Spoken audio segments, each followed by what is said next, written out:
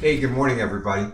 We're continuing our readings today in Luke chapter 9. And in our passages today, Jesus is drilling down pretty deep to ask his disciples and, of course, to ask us, who do we really think he is? So let's begin reading in verse 18. It says, "One day, Jesus left the crowds to pray alone. Only his disciples were with him. And he asked them, 'Who do people say I am?' 'Well,' they replied, 'some say John the Baptist, some say Elijah, others say you are one of the ancient prophets risen from the dead.' Then he asked them, 'But who do you say I am?' Peter replied, 'You are the Messiah sent from God.'" Now, the first thing in this paragraph that I noted is that Jesus is praying. Jesus is praying. Several other places in Luke's gospel, Luke has recorded for us that Jesus has prayed. At his baptism, remember that the Holy Spirit descended on him like a dove when he was praying. He goes into the wilderness right after that to pray for 40 days and 40 nights. As he is preparing to call his 12 disciples, it says that he spent the night before praying about that decision. And in this particular instance, perhaps he was praying because he wants to have this important discussion with his 12 closest followers. Who do people say that he is? Actually, after they respond to who do other people say that he is, Jesus says, "No, I want to know who you say that I am." And Peter is the first to respond. And remember, he says, "Jesus, you are the Messiah, the Son of the living God, and you are sent by God." And it seems like they're beginning to get it. But Jesus is wanting to further bore down into this and say, now this is the kind of Messiah that I'm going to be, lest you think of any other kind. This will be much harder for them to take in. Jesus says, "I'm going to suffer, I'm going to be rejected, I'm going to die, and then I'm going to rise again." And then he gives them this important teaching, and us too. He says in verse 23, "If any of you wants to be my follower, you must give up your own way, take up your cross daily, and follow me. If you try to hang on to your life, you'll lose it. But if you give up your life for my sake, you will save it. And what do you benefit if you gain the whole world, but are yourself lost or destroyed?"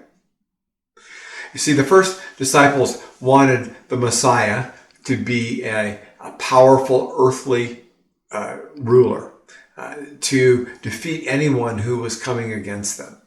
But Jesus makes it very clear that his kingdom is not of this earth.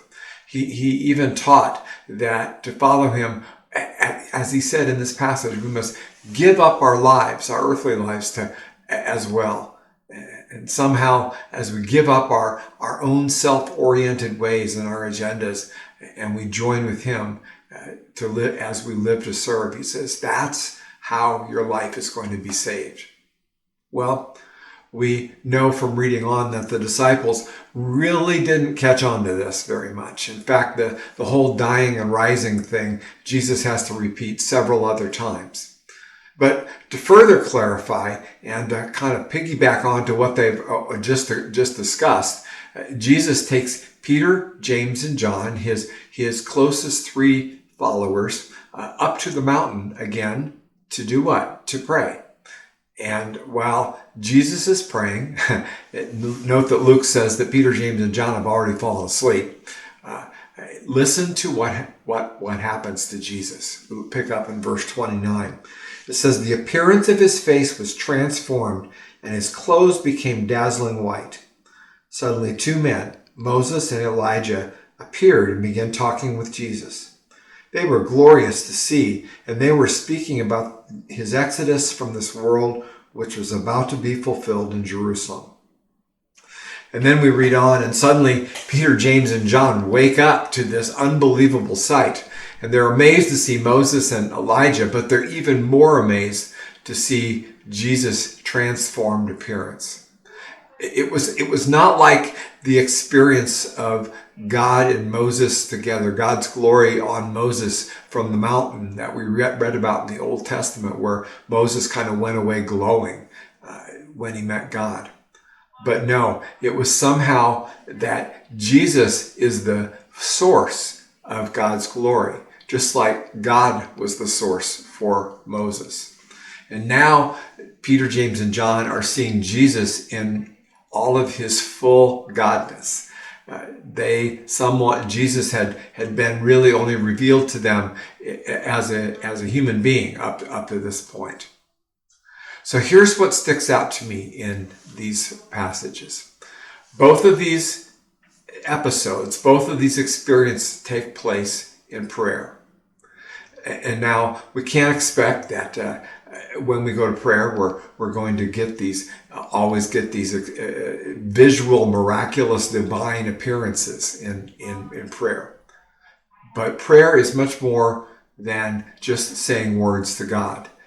It's a tool for us to understand, as Jesus wanted his disciples to understand, who he is and what is our daily calling to follow him by giving up our own selfish ways and by serving Jesus, by serving others.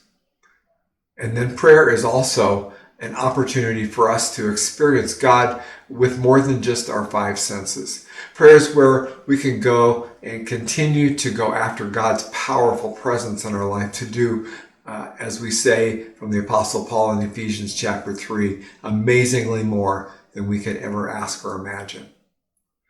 So here's my call. Here's Jesus' call to us. Here's Luke's call to us. Keep on praying. Keep on praying. He is there and he loves you. He wants you to know his constant power and presence in your life. And he wants you to know the joy of serving him and by serving others. Have an amazing day. If these devotional videos are helpful to you, subscribe to our channel and click the notification button so you know when we post a new video. And of course, please share them with others.